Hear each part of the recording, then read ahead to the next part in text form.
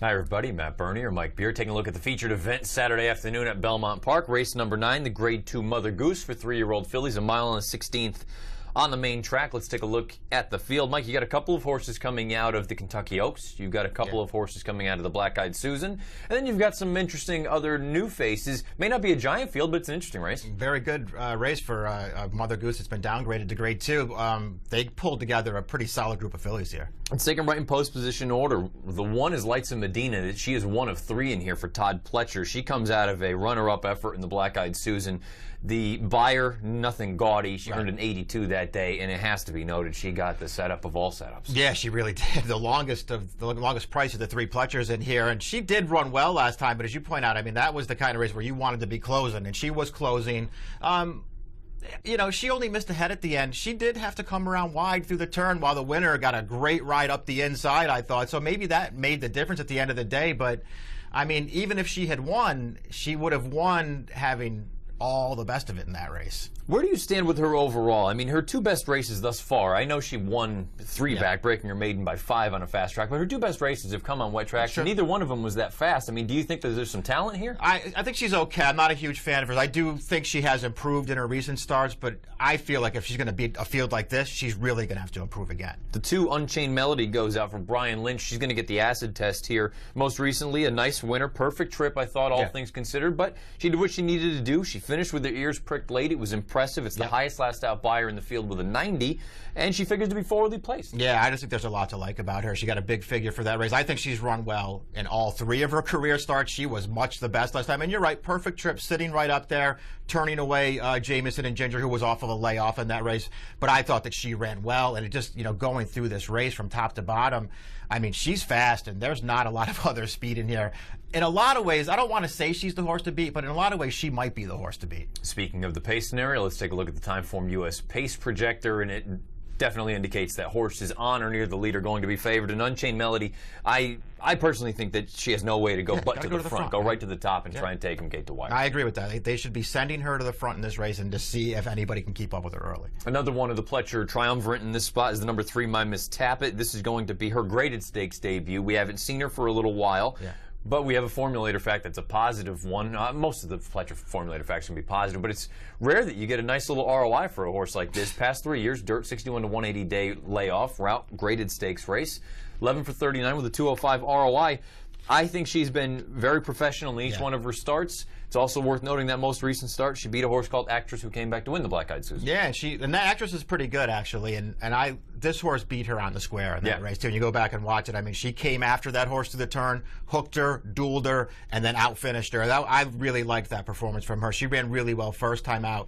You know, 5.5 furlongs Pletcher, and she wins at even money at Gulfstream. No surprise there. I was surprised with the way that she did it because she did not look like a 5 furlong sprinter in that race. Could not keep up with the pace early, but managed to not get outrun, and then she was much the best again.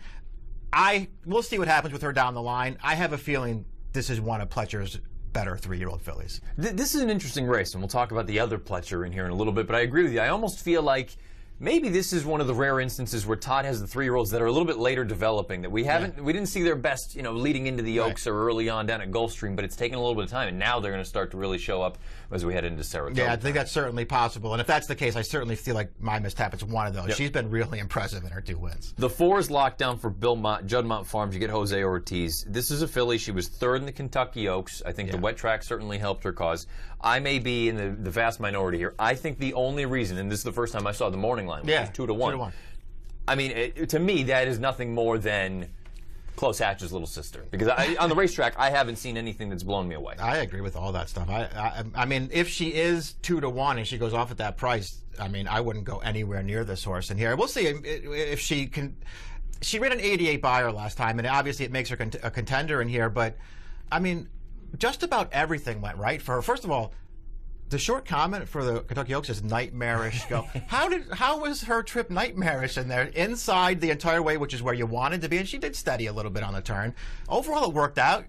Got through on the inside in the stretch, and she was 3rd best in the race. I don't get it. She's the favorite. I wouldn't bet a nickel on her. Mike Watchmaker brought up the same point. He goes, nightmarish go. I've seen a million horses with worse trips that aren't defined as nightmarish. She had a little bit of a stop stutter, but I mean it wasn't the end of the world, like you say. all things considered, it worked out pretty well for her, and I don't get her right now. Maybe she'll prove me wrong Saturday afternoon, but at a short price, you can have her. The 5 is Spanish Harlem for Danny Gargan. She certainly looks like she is the most overmatched in the field at this point. Yeah. The turf to dirt move has been a successful one for him in the past. She just seems a little slow. Yeah, it just feels like maybe it's a tough spot. I'll admit I have a little thing for this horse. I think she's pretty good. Obviously, I don't want to get too caught up in the win 2 starts back, a 3-horse field off the turf. 30. She wins by 100, never getting out of a gallop. I think she's okay. I just couldn't bet her in this race. The 6 is Vexatious. Vexatious is another one in here that's got some pedigree. I believe she's a full to Creative Cause. She's also a full to Destin. So you've got a lot of nice stuff in here, and it seems like Neil Drysdale, she's slowly but surely putting it together. She's bred to be a good horse. The concern that I have now, we're starting to look at it, she's 1 for 6 lifetimes. She had a couple of nibbles here and there.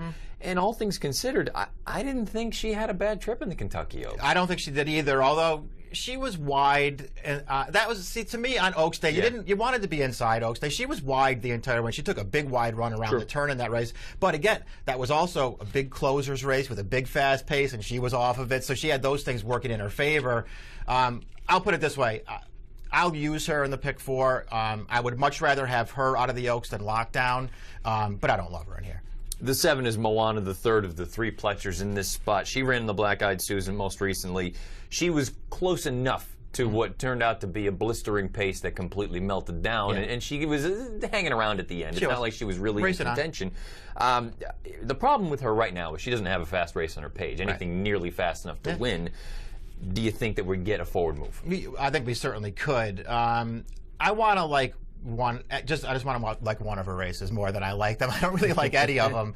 I agree with what you're trying to get at. I think about the Black-Eyed Susan is you wanted to be off that pace, and she was closer to it than just about anybody. I didn't think she did a ton of running in there, but at least you have a way to look at her and feel like maybe she ran better than it looks. I'll give her that. Her maiden special weight race, and maybe I'm being a little overly kind as we take a look at our picks here. Mike has kind of tipped his hand a little bit that he likes my Miss Tappet in this spot, 1 of the 2 in here, 1 of the 3 in here for Pletcher. I like Moana.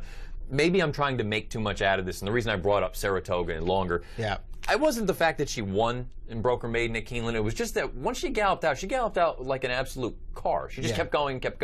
And I wonder if she's ultimately going to want 1.1 miles or even 1.25 miles for like the Alabama. Whether she's good enough or not, we'll find out, because right now she's not fast enough. Yeah, well, that's true. She'll have to improve. But the other thing I feel like that she has going for her that we should probably just circle back to is we put the pace projector up. There's not a lot of speed in here. You're going to have Unchained Melody on the lead. I mean, she could really be sitting right up close to what doesn't have to be a fast pace, and that could help her out as well. Is Unchained Melody the other one in here for you outside of my Miss Tappet? Yeah, I like the 3 and the 2, and I'm going to use, like I said, I'll probably use a little Vexatious in the pick 4, but I'm mostly 3 and 2 in here. It's not a big field, but it's a fun race Saturday afternoon in Belmont Park, the Grade 2 Mother Goose. If you're playing at home, check out DRF Bets, particularly if you're a new subscriber. Be a VIP for a week. Start with an up to $300 sign-up bonus. Check it out, drfbets.com/VIP. Scheduled post time for the Mother Goose Saturday at Belmont Park is 5:50 Eastern. Best of luck.